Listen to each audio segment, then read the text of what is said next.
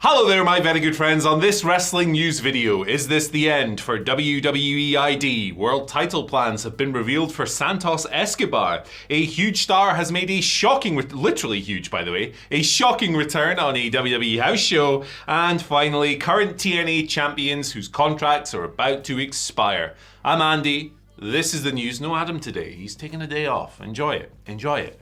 Him, obviously. You gotta enjoy your days off. You take a day off and you don't enjoy it, you've wasted your holiday allowance. Let's talk about WWE ID, my friends. This thing might be cooked. What's going on here? It seems like this is really faded away from prominence in recent months. And now people are jumping off this ship left, right, and center. One of them is Zeta Steele. She's like 21, very young wrestler, but she's been on various WWE programming since entering the WWE ID system. She tweeted yesterday saying, "I've decided not to renew my WWE ID contract. I'm incredibly grateful for all the knowledge, experience, and opportunities I've gained along the way, but at the end of the day, I have to do what's best for me. I'm only 21 and have already done so much, but I'm just getting started. Thank you." This was the first major WWE ID movement of the day. It was later pointed out, I think on Reddit, that Zeta Steele had previously said something about like she's more of a TNA fan than a WWE fan, so maybe she's making some career choices with all this. But then Kylie Rae, who was the first WWE ID Women's Champion and is currently pregnant, congratulations to her, tweeted, "Today I share that my time with WWE ID is coming to an end, as I was informed that my contract will not be renewed. I'm incredibly grateful for opportunities, memories, and people I met along the way. Thank you to everybody who supported me during this chapter. It truly means the world. As for the next chapter, I'm so ready to meet you once I pop this baby out," of course. So yeah, Kylie Rae no longer under contract. She had to, vacate the women's champion, the WWE ID Women's Championship when she's pregnant. You're not wrestling in that situation. And now she's been let go, seemingly, from the program. So this program was designed by WWE, in their words, to be somewhat of like a pathway between the indies and developmental, to where wrestlers could sign on for a certain amount. WWE would have a degree of control over their bookings, seemingly, but they would have the chance to appear on shows like LFG and Evolve, and maybe sometimes NXT as well. They would sometimes drift into these things, but yeah, it would. The cynical claim was that, hey, this will allow WWE to stop them from going to that pesky AEW or New Japan or whatever. But it's been quite a controversial topic since it came into play. But I mean, recent signs for this program are not looking good, because like these they've let other people go as well in recent months. They haven't signed anyone to this scheme in months. The WWE ID champions were crowned, but no fanfare at all. Like that's got no coverage at all. WWE never promote it. They never mention it on their bigger shows whatsoever. With these recent personnel changes, by the way, they're now down to 2 women under that scheme. So, hey, good luck having a woman's title with that. Gee whiz, 2 people. They're just going to pass it back and forth for the next 3 years. Who the heck knows? And speculatively, this could be a bad situation for the ID program. Now, I think it'll be, ultimately, if this thing ends tomorrow, right, there's probably a few wrestlers on this scheme who will end up with contracts, like developmental deals, and it'll have worked out great for them, and good for them. And also, by the way, the reported money that the WWE were paying out, I'm sure it wasn't a huge amount, but I believe significantly higher than like the old WWE UK contracts, for example. So if you're an indie wrestler, a young up-and-coming indie wrestler with desires of getting to WWE, if you are offered this amount and it was like, hey, cool, this really supplements my income, and actually, maybe I don't have to do my day job anymore and I can earn this from WWE while also collecting indie paychecks, really, probably a really attractive deal. Fair enough, get that money. However, the recent signs just do not bode well for this thing at all. What they do bode well for is NordVPN, my friends. You can sign up right now. You can get over 70% off. 3 months for free. Link is in the description, in the comments, on the QR code. You got to protect yourself online. You got to stay away from these thieves who see your data and immediately are like Scrooge McDuck. They're trying to get in there. They're trying to steal your information. You got to shield yourself. And who better to shield you than a Nord from Skyrim? But let me know what you think of the WWE program, ID program in general in the comments section below. Are you surprised by this? I mean, not renewing someone's contract when they're pregnant is pretty ghoulish across the board, isn't it? But Zeta Steele seemingly leaving off her own accord, so you know, I always respect people for betting on themselves. Look, she's 21, man. Like, all her best years are ahead of her. She's already been to Japan and places like that as well, so plenty of prospects for her opening up. And Kylie Ray was the best wrestler on this program. She's tremendous. So yeah, really interesting career path she's taken over the years. Starting a family, awesome, good for her. Right, let's talk now about Santos Escobar, a man we've spoken about probably more than ever this week. His contract expired, and then there was talk of creative concerns and money and stuff, and then like a day later, hey, he's re-signed. The creative concerns have been addressed and he's getting paid a boatload of money. Good stuff. Apparently, according to bodyslam.net, there were world title plans for this gentleman before the contract renewal talks kicked in. They were in AAA, the Mega Championship, so I guess mega title plans. But according to bodyslam.net, there were at one point plans for him to beat El Hijo del Vikingo for the AAA Mega Championship, and that would go with Los Garza, the former Humberto Carrillo and Angel Ortiz. Not Angel Ortiz, that's blooming Achel Ortiz. That's Achel Ortiz from AEW, Angel Garza. Winning, they won the AAA Tag Team Championship. So that would have all gone together, and Legado would have been very successful and all these things. And different units, of course. I'm totally making a bumbling, stumbling mess of this whole thing. But yeah, it's kind of to go with these WWE people coming in and winning those titles in AAA. Those plans changed apparently due to the lack of progress in the contract negotiations. Now Dominic Mysterio is the champion, so you're going to have to deal with that. Deal with the eel that is Dominic Mysterio. So yeah, it seems like they went back on those and changed things up and switched things up a little bit. So interesting one to consider his case, because if the creative concerns have been addressed in these new rounds of contract talks, then yeah, like maybe they do have some plans for him. But would they be bigger than this? I mean, it's a big title, right? The AAA Mega Championship. It's still a big going concern. AAA, as gentrified as it has become since WWE overtook it. These shows are literally just WWE shows with different people on them now. If you sit down and actually watch one, there's very little feel or different aesthetics or anything like that. You get Mr. Iguana with his lizard and stuff, which is fun, but you know, by and large, they're very similar.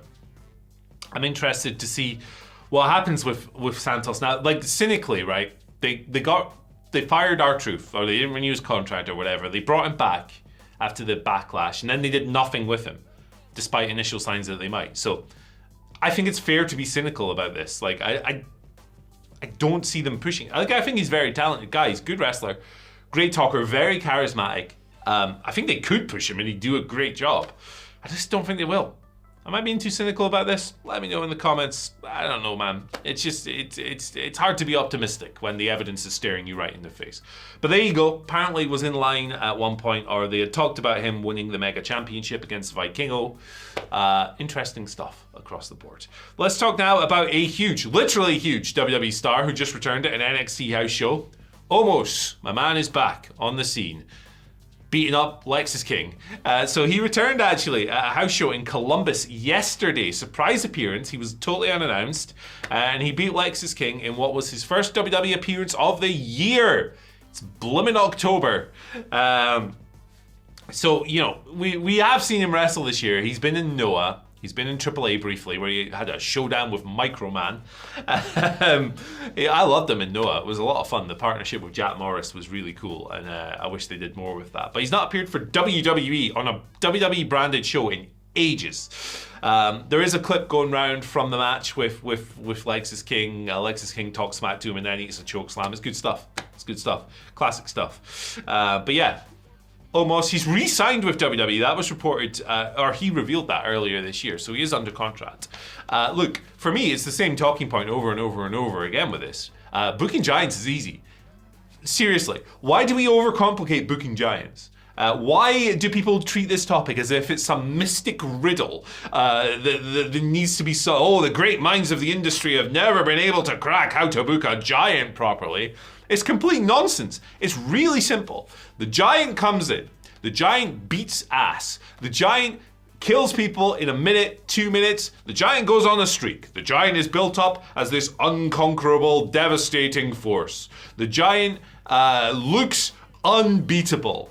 Over here, meanwhile, you build the person who's gonna slay the Giant. You build this baby face up, this plucky underdog baby face who sells and sells and sells and grits and claws and fights their way up until finally they slay the Giant, and you have this incredible moment where the smaller baby face is totally made. The Giant goes away for a couple of months, comes back, and you repeat the cycle. It's really easy. I don't understand why you just don't do that with Omos. Like, I love Giants, man. I'm a big fan of huge, tall wrestlers in general. And I think Omos is really effective. He's been effective throughout his career, man. Like, the tag team with AJ Styles was great. You could do that again if you wanted. Why the hell not? Why the hell not? Why not have him come back at blooming Crown Jewel this weekend and punch John Cena in the face and team back up with AJ Styles? Why not? I think that we make an absolute meal out of this stuff, right? Oh, the Giant can't lose, must be protected. Yeah, they must be protected, but they can lose. That's how you make the next babyface. What are we doing here? It's so easy. It's so easy to get this stuff right. Why can nobody do it in 2025? Almost rules. Get him back on TV, please. I'm begging you. You offer something completely different. We don't have a towering monster of a man on the show anymore. Anywhere in mainstream wrestling. Shouts to Omos. Lovely man. Met him in Las Vegas. Very nice, very friendly, an absolute pleasure. And I hope that he gets what he wants from his new contract with WWE. And I hope he's back on TV, from my selfish standpoint. Let's talk TNA now, finally. Can't believe I'm doing this story when Adam's on holiday, but yeah, the inspiration, the iconic, I'm not doing the voice. I couldn't get my voice up that high, I don't think. They're working with expiring contracts at the moment, according to Fightful Select. I'm going to read you the exact wording from that report. The Inspirations contracts are through this weekend's Bound for Glory show. Cassie Lee and Jess McKay, the former Peyton Royce and Billy Kay of the Iconics, were on short-term deals with TNA Wrestling that led to them becoming TNA Knockouts Tag Team Champions on last week's show. Those that we have spoke to in TNA say that they have already expressed an interest in keeping the Inspiration with the company, and they expect that deal to get done. So it sounds like they'll be sticking around, and they're just on expiring deals for the time being. So, Bound for Glory this Sunday. We have an interview going up, by the way, with the wonderful Leon Slater tomorrow. Andrew Pollard did that. Check it out. It's just a nice conversation between two lovely lads. But that show's this weekend, and they're the Knockouts Tag Team Champions. Look, I think the TNA is the perfect place for the Inspiration, right? But I mean, WWE's a great fit for them as well because they're character-first people. They're personalities. They're really engaging and energetic in backstage segments and on promos and as little scamps in matches as well. They're big characters, and they're a great fit for TNA in general because it's that kind of promotion. It's that kind of sports entertainment-y style promotion. Whereas if the AEW's about to have these women's tag team championships and have a tournament and stuff, and there's a bit of a higher working standard. I'm just being honest. There's a bit of a higher working standard there that would be expected that maybe the Inspiration aren't as known for. I think they're a better fit for TNA and WWE and promotions of that nature. It's not a slight on them at all. There are different kinds of wrestlers that suit different products and have different types of needs. In the same way, Dean Malenko was never going to be WWE World Champion. Tremendous wrestler, not much of an engaging personality across the board. People fit different places in different ways, man. That's just how the business works. So I think they're a great fit, and they're actually a great benefit to the TNA product as well, because they're tremendous television characters. Like, if you're WWE, I don't know why they let them go in the first place. Like, they're just so much fun in segments as well, in particular. So, like, charismatic and colorful and exuberant and engaging. And Peyton Royce has a pretty mean Northern Lights suplex, if I recall, as well. So, hey, good stuff. Cassie Lee, getting their Fed names mixed up in there. But it looks like they're going to re-sign. Doesn't really look like they're going to be heading anywhere. I think that makes all the sense in the world. But let me know what you think in the comment section below, as always. A lot of news to get through today. If you want to check out a video I made earlier on about the AEW versus NXT ratings war, it is on the channel right now. In the meanwhile, we've got all sorts of Crown Jewel coverage coming over the coming days and all of that stuff. You've also got this video that's on your screen right now that YouTube thinks you are going to adore. I will see you later. My throat is absolutely cooked. Too many videos, man. See you later. Bye.